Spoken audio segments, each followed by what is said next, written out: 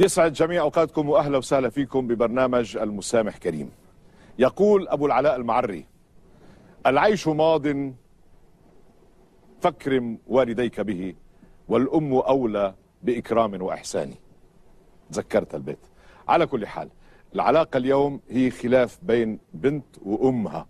البنت جاي تعتذر من أمها بعد قطيعة دامت تقريبا سنة، راح تعرفوا كل التفاصيل، ولكن نستقبل أولا الابنة واسمها ملك محمد.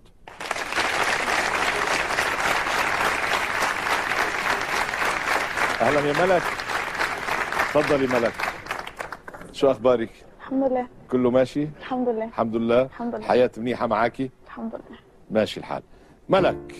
ملك جامعية، بنت في الجامعة، كانت عم تدرس، عم تحضر دبلوم، طلعت لها وحدة صديقتها قالت لها في حبوب بتنشط الذاكرة، بتخلي الإنسان صاحي، وبتخليكي إنك تدرسي وتستفيدي وتنجحي في الامتحانات. ما بعرف شو نوع الحبوب، بس هي يمكن نوع مخدر، بس بينشط، منشطات.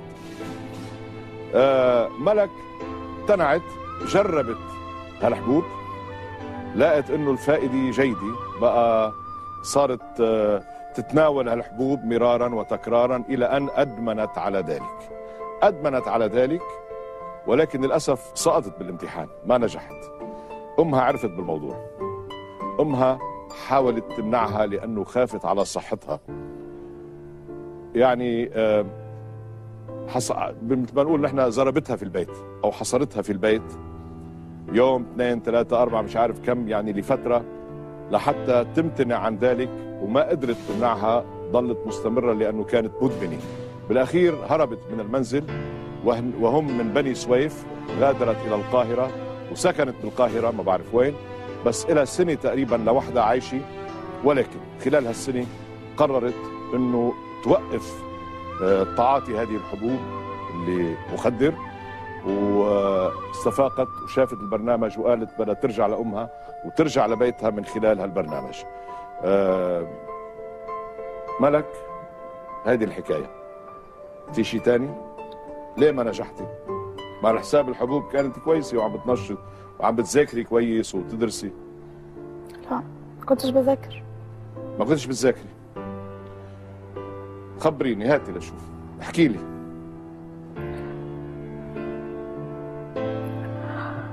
هي ما كنتش بنام كويس من كتر مذاكرة طول الليل، فلما كنت بروح ببقى مرهقة جدا. نعم. فهي قالت لي ان هي دي هتخليني صديقتك؟ هتخليني ان انا ابقى فايقة. نعم. لحد ما فترة الامتحانات تخلص. نعم. وفعلا يعني اخدت منها، بس انا ما كنتش عارف هو ده ايه. فترة طويلة قوي. نعم. هي صديقتك تتعاطى هذه الحبوب؟ تاخذ منها؟ وسقطت، ما نجحتش، بس ماما ما كانتش عارفة ايه السبب. نعم. قديش عمرك ملك؟ 21. 21. عندك اخوة اخوات في البيت؟ عندي اخويا محمد 15 سنة. اخوك محمد اصغر منك؟ ما عندك غيره؟ لا. الوالد موجود في البيت معاكم؟ لا، بابا متوفي. متوفي؟ الله يرحمه. له زمان متوفي؟ يعني انت عايشة انت وامك واخوك؟ طيب الماما حاولت تمنعك بس ما قدرت؟ كثير. وهربتي؟ كيف هربتي؟ هي كانت ما بتنزلنيش، ما بتخلينيش اكلم حد، فانا سبت البيت. سبت البيت؟ مع مين؟ في حدا اخذك من البيت؟ لا. وين سكنتي؟ نزلت على القاهرة، كان في واحدة صاحبتي هنا كنت عارفة. هي نفسها صديقتي صاحبتك؟ لا. واحدة تانية؟ كمان تتعاطى الحبوب؟ وسكنتي معاها؟ قعدت معاها. وإليك سنة ساكنة معاها؟ بس سبت. كيف عايشة؟ بتشتغلي؟ بشتغل. شو بتشتغلي؟ شغالة في سنتر. في سنتر؟ اوكي. موظفة يعني؟ موظفة عايشة؟ طيب ليش رجعتي صحيتي هيك وبدك ترجعي تحكي مع الماما وحشتني. وحشتك. وقفتي الحبوب؟ خلاص؟ بقالي 5 شهور. 5 شهور؟ ولا حبه ابدا؟ وحاسه حالك افضل؟ كتير نشطه اكثر؟ بس كتير. انا شايفك بعدك هيك مهزومه مكسوره، يعني ما بعرف ليه. زعلانة بس. زعلانه؟ تعبانه شيء؟ ليه؟ عشان بعيد عن أمي. بعيدة عن امك. ملك، يعني ان شاء الله نقدر نرجعك لامك. وما بعتقد الام بيكون قلبها قاسي كثير، بيكون يعني شوي يمكن مقهوره زعلانه، بس بهالسنه ما تواصلتي معها ابدا؟ وهي ما حاولت تعرف وينك؟ هي عايشه ببني سويف. نحن وجهنا الدعوه للوالده امك عايده، وجهنا لها الدعوه، بنشوف اذا كان وافق تجي، نطلع سوا.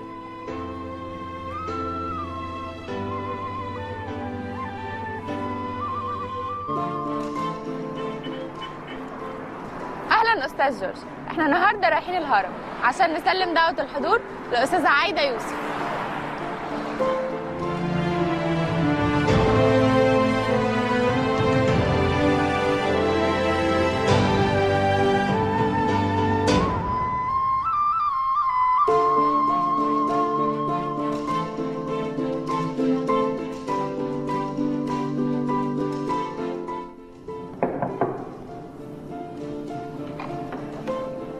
السلام عليكم. وعليكم السلام. حضرتك استاذه عايده؟ ايوه حضرتك عندك 40 سنه ومدرسه، مظبوط؟ مظبوط. طيب انا اسماء سعيد من برنامج استاذ جورج كرداحي، جايه اوصل لحضرتك دعوه لحضور البرنامج معانا. اهلا وسهلا، بس يعني انا بمناسبه ايه الدعوه؟ حضرتك احنا بنختار بعض الشخصيات عشان يكونوا موجودين معانا في البرنامج، حضرتك من ضمن الشخصيات دي. طيب انا ما طلعتش قبل كده في التلفزيون يا استاذ جورج، انا ما... طيب دي فرصه كويسه ان حضرتك تشرفينا لما تكوني موجوده معانا في البرنامج. طيب مش عارفه انا هعرف اطلع اتكلم ولا ايه، انا ما طلعتش قبل كده في التلفزيون. ان شاء الله حضرتك وفريق الاعداد هيكلم حضرتك ويقول لك على المواعيد ومكان التصوير وكل حاجه. طيب انا متشكره جدا لحضرتك. حضرتك قبلت الدعوه؟ اكيد طبعا، نطلع في التلفزيون ونشوف البيت ان شاء الله. استاذ جورج، استاذه عايده قبلت الدعوه وجايه ان شاء الله. مع السلامه. مع السلامه. اهلا اهلا بالست عايده. سلمي. اهلا تفضلي، شرفي. اهلا وسهلا. اهلا وسهلا بحضرتك. كيف احوالك؟ خير الحمد لله. انا بشكرك انك جيتي، شفتك لما شرف لي. تلقيتي الدعوه، بقى بتشكرك على عاطفتك شرف لي نقابل وعلى حضرتك. ثقتك فينا.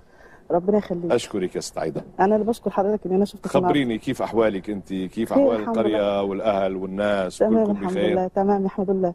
انا سبق وزرت بني سويف. جميله بني سويف. بعرفها، منطقه حلوه. اكيد طبعا. منطقه جميله، والنيل والاراضي الزراعيه ما شاء الله، واهلها ريف بلدنا كله حلو. واهلها الطيبين. اكيد طبعا.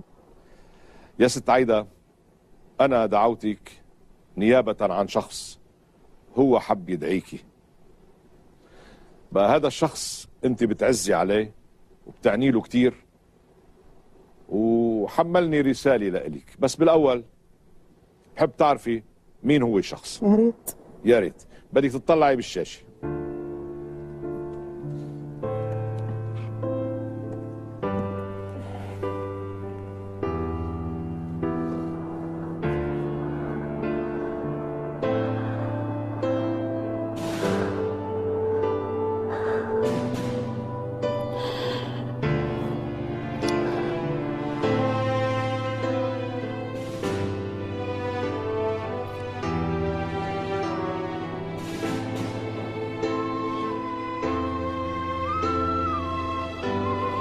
وحشتك؟ ما اعرفهاش. ما بصدق. ما اعرفهاش. طلعي فيها منيح. شفتها.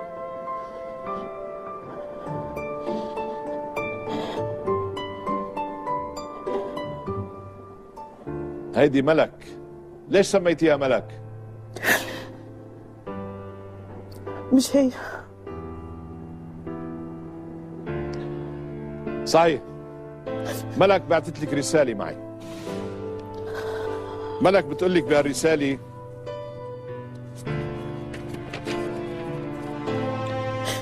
ماما يا أحن أم في الدنيا، عدت سنة وأنا بعيدة عنك، عرفت فيها قيمتك وقد إيه غلطت لما خنت ثقتك وتربيتك. انت ما كنتيش امي بس، كنت صاحبتي واختي وبنتي كمان. وكل ما افتكر تعبك في تربيتي انا ومحمد اتاكد انك ست مليون راجل، ست لازم ابوس ايدها ورجلها كل يوم واشكر ربنا انها امي. اكثر شيء كان بيوجع في بعدي هي الاوقات اللي كنت بفوق فيها لروحي وابكي وانادي عليكي واقول يا ماما ما تكونيش جنبي. ماما انا قررت ارجع نظيفة لانك تستاهلي بنت توقف جنبك وترفع راسك. لو عشت باقي عمري اعتذر لك مش حيكفي، وانا دلوقتي بعتذر لك قدام الناس كلها، وماليش امل في الدنيا غير انك تسامحيني، والمسامح كريم يا ست الحبايب. اسامحها على ايه؟ واما انا احن امه وانا اخته وانا امه وانا بنت وانا وانا وانا وانا سابتني ليه؟ علشان قلت غلط؟ هي ما قالتش ازاي كده. تمشي احنا في مجتمعنا احنا مجتمع شرقي، في مكاني ده انا يعني صعيديه. نعم. بعدين انا كنت صاحبه، ما كنتش ام، قالت صديقه. قالت لك صديقتي. ازاي تقعد فتره تدمن وتاخد مخدرات وهي عارفه اني انا اللي بعمله كتير. نعم. مفيش داعي ان انا اقول انا بعمل ايه. ذكرت كل شيء بهالرساله، قالت لك. ماشي، كل المدح ده جميل، ليه ما ارتمتش في حضني وقالت لي عالجيني؟ كنت هعمل المستحيل عشان اعالجها، انما تزود المبلة طين وتشيلني بدل العار عارين، عار هربها من البيت لمدة سنة، انا واخوها قافلين علينا الباب ولا حول لنا ولا قوة. اخ عمره 15 سنة مش قادر ينزل يبص للناس ويرفع راسه ويبص لاصحابه ولا يكلمهم. اتهرب من اهلي عشان ما حدش يجيني ويقول لي بنتك فين. بتهرب من عمامها، بتهرب من خالاتها، ودول يقولوا لي فين اقول لهم هنا، ودول يقولوا لي فين اقول لهم هنا. عشان ايه هكذب؟ فتشتي عليها عايده بهالفتره؟ كتير كتير. ما عرفتي وين خوفي عنوانها؟ كله ان حد يجي يقول لي انا شفت بنتك مع واحد. مع واحد؟ كنت بموت كل يوم. هي في السنه دي ممكن تكون تعبت شهر 2، انا تعبانه السنه كلها، تعبانه انا وابني ما بنبطلش عياط، مش عارفين هي ايه اللي حصل لها. ماتت ايه يعني؟ لو كان جاني خبر انها ماتت في قنبله من اللي بتحصل ده كنت حمدت ربنا، اقسم بالله انا كنت حمدت ربنا. بنتي ماتت شهيده، انما بنتي فين مش عارفه، اراضيها فين مش عارفه، ماشيه صح ماشيه غلط مش عارفه، هي ماشيه على غلط يبقى هتكمل الطريق غلط. شو اسمه ابنك؟ شو اسمه؟ محمد. يا ام محمد، الابناء دائما بيغلطوا، بيفكروا حالهم اذكياء، بيتزاكوا على اهلهم ويعتبروا اهلهم انه صاروا دقه قديمه ما بيفهموش وهم بيفهموا اكثر. بنتك حالتها زي كل الحالات هالشبيبه الصاعده. دي مش بنتي، بنتي محجبه، بنتي كانت حافظه 12 جزء من القران، دي شكل واحده. ابوها حافظ كتاب الله، ابوها كان متعلم ازهري، دي شكل واحده ابوها ازهري، دي شكل واحده امها كانت بتقعدها وتقول لها الصلاه ازاي حتى لو هي راجعه علشان ترضى تسامحني يا حجي حجي المفروض ترجع بالطريقه اللي انا احبها تبقى عليها. اسمعي، بدنا نوصل، ما وصلنا لهون بعد. اسمعيني شوي، اسمعيني شوي. كل اللي عم تحكيه صح وسليم، وبنتك اخطأت خطأ فادح جدا، ولكن بدنا نعذرهم على سنهم بالاول، بدنا نعذرهم على جهلهم ثانيا، وبدنا نعذرهم على رفاء السوء ثالثا. في اعذار، ما نحن ربينا، اذا نحن ربينا وطلعت هيدي النتيجه نحن مسؤولين ايضا. انت مسؤوله. ازاي؟ ابوها الازهري مسؤول. ازاي؟ لانه اذا وصلت لهنا معناتها لنا يد في ذلك. نحن يا استاذ جورج احنا كنا بنربي. يا ام محمد خليني اكمل. مش هي وحدها المسؤوله، برضو البيئه اللي حواليها مسؤوله، بيتها مسؤول، امها مسؤوله، انت كمان مسؤوله. فين؟ انا بحاسب نفسي كل يوم، بحاسب نفسي. ايه اللي انا غلطت فيه؟ بس غلطت ان انا كنت بقول لها ذاكري مع صاحبتي. اسمعي يا اخيتي، لما انت اسمعي، لما كانت تذاكر مع صاحبتها قالت لها خذي حبوب عشان تصيري صاحيه وتصيري ناصحه وتصيري تعرفي تذاكري، انت وين كنتي؟ كنت معاها في البيت. ليش ما انتبهتي؟ هنتبه لايه؟ اما انا انتبهي إنه قدامها بنتك- بدخل بلاقيها إنه بنتك- بتذاكر. انه بنتك في شيء تغير بسلوكها. ما إنه تغيرش، ما تغيرش حاجه. لا تغير، ما كانتش تنام. لا ما كانت بتذاكر. بس ما كانتش بتذاكري تنام. قالت لي اه يا ماما انا بذاكر. اما انا بدخل بشقر عليها. يعني تقول لك شو؟ تقول لك يعني هي مخطئه، بس مش هي وحده مخطئه. عشان حتى لو انا عشان نبدا من سهوا هنا. غلط. نعم. انت متاسسه صح. ليه؟ وين ليه؟ كنتي طيب؟ ليه؟ طيب هل الطريقه اللي مارستيها معاها يعني حبستيها في البيت، ده كان الحل؟ حبستها بعنف، حبستها بضرب، حبستها بقسوه؟ لا، حبستها قلت لها اقعدي، مفيش خروج، مفيش. انت عارفه اللي بيدمن بصير غصب عنه. ماشي، انا ما كنتش بصير الشيطان كانت ساكنه. ارتمت في حضني وقالت لي انا عايزه. مش قادره، ما هي عيله، ليه؟ هي صغيره، هي بنت ولد. ليه مش قادره؟ ليه مش قادره؟ ليه ولد. هي بتقول ان عيلة. انا امها واختها؟ ليه مش قادره؟ يعني انا امها واختها تحكي لي عن صاحبه وتحكي لي عن راح فلان وجه فلان وما طيب. تحكيليش على ادق التفاصيل حياتها. هلا انا حكيت اللي بدي احكيه، بس انا بحب اسمعها هي لانه ما سمعتها، صوتها ضعيف. وطلعي فيها انت، شوفي كيف حالتها مكسوره ومهزومه. مش اكتر مننا والله طلعي فيها انت. والله ما اكتر مننا. يا ملك طلعي فيني هنا. ملك طلعي فينا، طلعي هنا.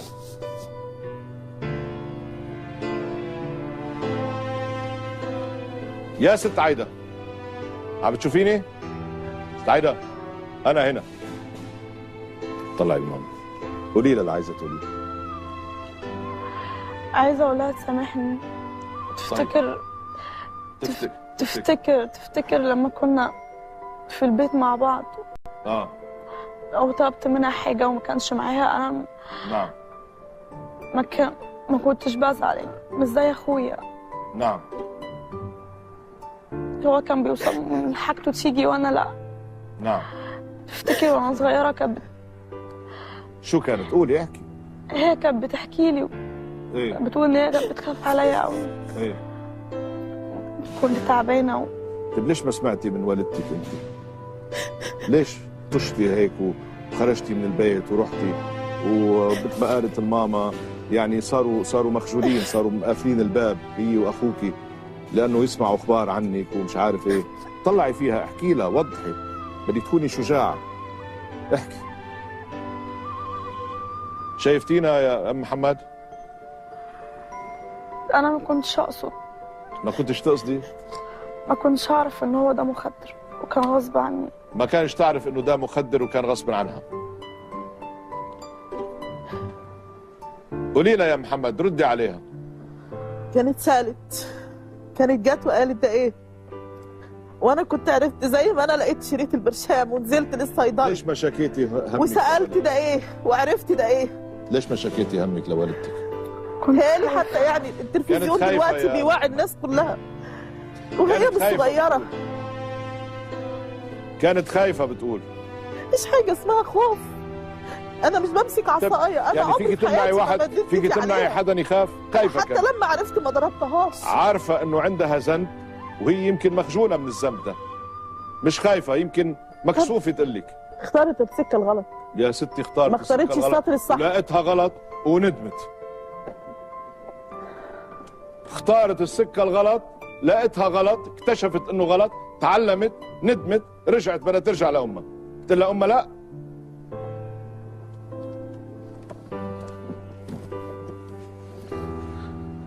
خليني اقعد شوي.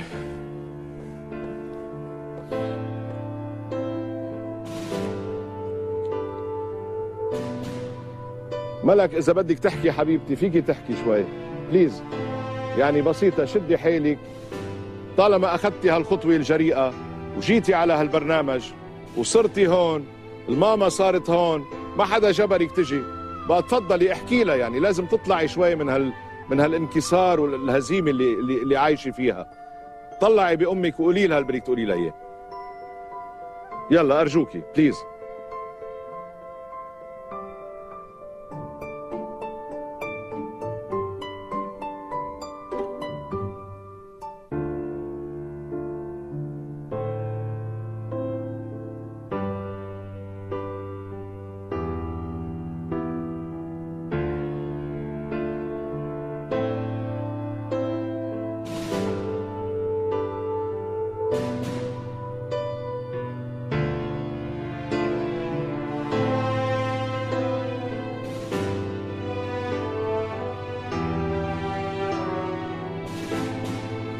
مالك؟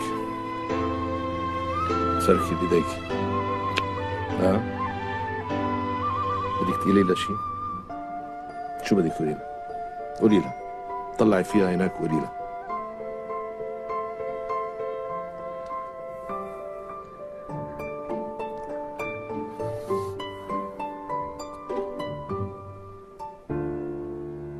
طيب تطلعي فيني انا. فيك تطلعي فيني انا؟ ملك تعبانة انت.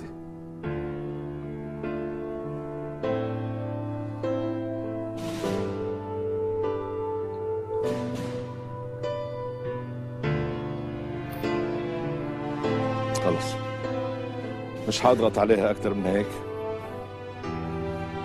بنتك متأثرة، بالاول كانت جاي شوي يمكن مش مستنظرة منك هالموقف، بس شكلها رجعت لورا. هي اتهمتني ان انا اسي. نعم هي اتهمتني ان انا اسي علشان حبستها، مجرد ان حبستها خلص. في البيت. ليك دي بنتك، يعني كثير صعب واحد يفوت بمصالحة بين ام وبنتها. يعني عادة الام وبنتها ما بيتخانقوا بحياته، بتاريخ العالم الام وبنتها ما بيتخانقوا. يعني لما يقولوا في خلاف بين ام وبنتها بيقولوا خلاف بكره بينحل. بس انت المسألة بين ايديك. هيدي البنت هون وهي البنت بدها مساعدة. هل انت قادرة انك تساعديها؟ قادرة ترجعي تضميها وتاخديها وتحضنيها؟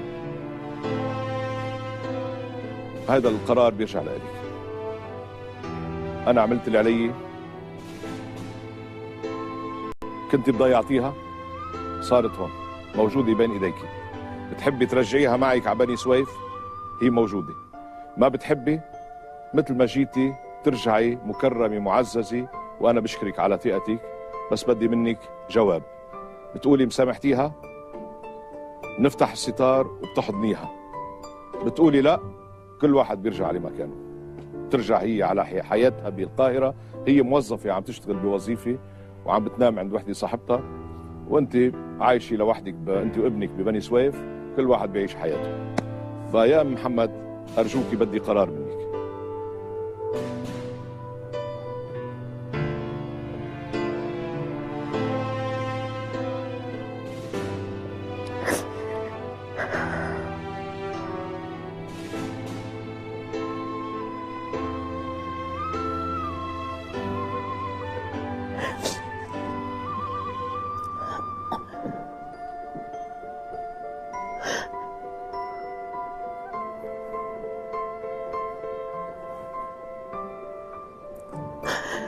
مش عارفة. مش عارفة ولا مش قادرة؟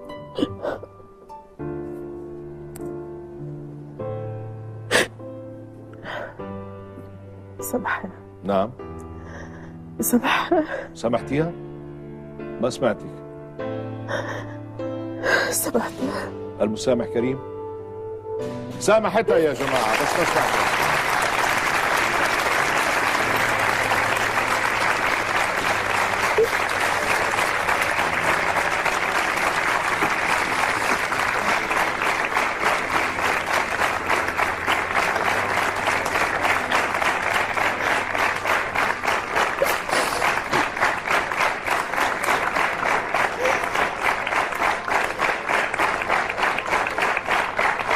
تفضلي تفضلي يا محمد.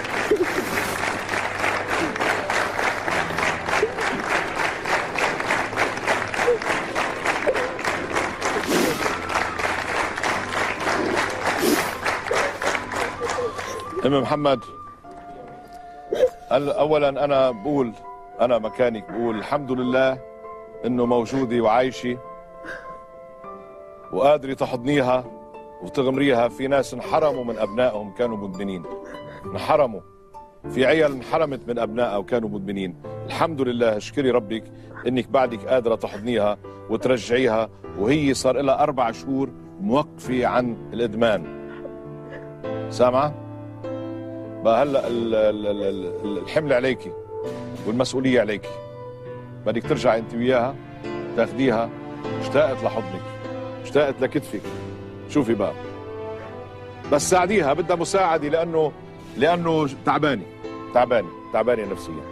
يلا بالسلامه ان شاء الله. انت هون خلص استنى، رجعتي للوالد. يلا تفضلي.